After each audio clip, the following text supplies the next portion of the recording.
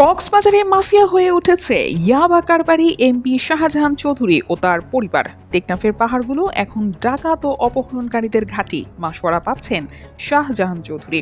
মাদক কারবারি, মানব পাচারকারী, রোহিঙ্গা সহ বিভিন্ন অপরাধীদের দিচ্ছেন বিএনপির দলীয় পদ। নির্যাতনের শিকার হচ্ছে সাধারণ মানুষ, অসহায়দের আর্তনাদ শোনার যেন কেউ নেই। বিস্তারিত দেখুন খান মাইনুদ্দিনের করা 10 পর্বের ধারাবাহিক অনুসন্ধানী প্রতিবেদনের চতুর্থ পর্বে।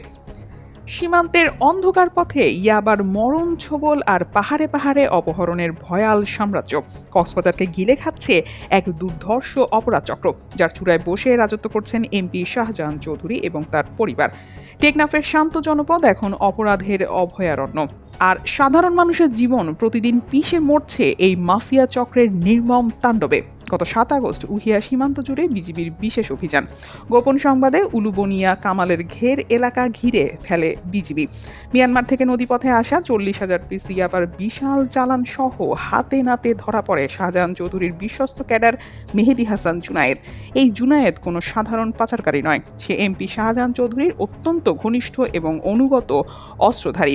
শাহজাহান চৌধুরীর ছায়াতলে দীর্ঘদিন ধরে এই জুনায়েদ সীমান্তে মাদক ও মানব পাচারের পুরো নেটওয়ার্ক নিয়ন্ত্রণ করে আসছিল। টেকনাফের দুর্গম পাহাড়গুলো আজ ডাকাত আর অপহরণ রাজনৈতিক আশ্রয় প্রশ্রয়ে গিজগিজ করছে, আর সেই পাহাড় থেকে নিয়মিত মোটা অঙ্কের মাসোয়ারা পৌঁছে যাচ্ছে শাহজাহান চৌধুরীর হাতে।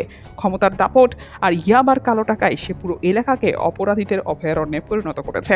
এমনকি দলের পদ পদবি উন্মুক্ত করে দেওয়া হয়েছে চিহ্নিত মাদক ব্যবসায়ী, মানব পাচারকারী আর রোহিঙ্গা অপরাধীদের জন্য। টাকার বিনিময়ে অপরাধীদের হাতে ক্ষমতার চাবিকাঠি তুলে দিয়ে সাধারণ মানুষকে জিম্মি করে ফেলেছে এই মাফিয়া পরিবার। দিনের পর দিন টেকনাফ আর কক্সবাজারের অসহায় মানুষগুলোর উপর চলছে অবর্ণনীয় নির্যাতন। জমি দখল, চাঁদাবাজি আর অপহরণের ভয়ে কেউ মুখ খুলতে সাহস পায় না। স্বজন হারানোর আর্তনাদে ভারী হয়ে উঠছে টেকনাফের বাতাস, কিন্তু সেই কান্না শোনার বা দেখার যেন কেউ নেই।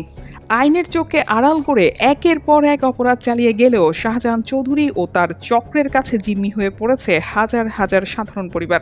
ইয়াবার নীল বিষে ধ্বংস হয়ে যাচ্ছে এলাকার তরুণ সমাজ, আর নেপথ্যে বসে কোটি কোটি টাকার সম্পত্তি গড়ে তুলছেন এই প্রভাবশালী এমপি।